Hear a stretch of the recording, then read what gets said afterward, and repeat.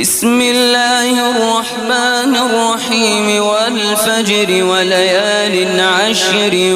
والشفع والوتر والليل إذا يسري هل في ذلك قسم لذي حجر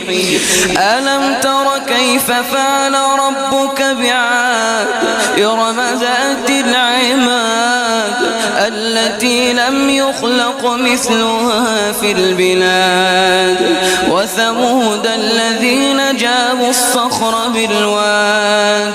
وفرعون ذي الأوتاد الذين طغوا في البلاد فأكثروا فيها الفساد فصب عليهم ربك سوط عذاب إن ربك لبالمرصاد فأما الإنسان إذا ما ابتلاه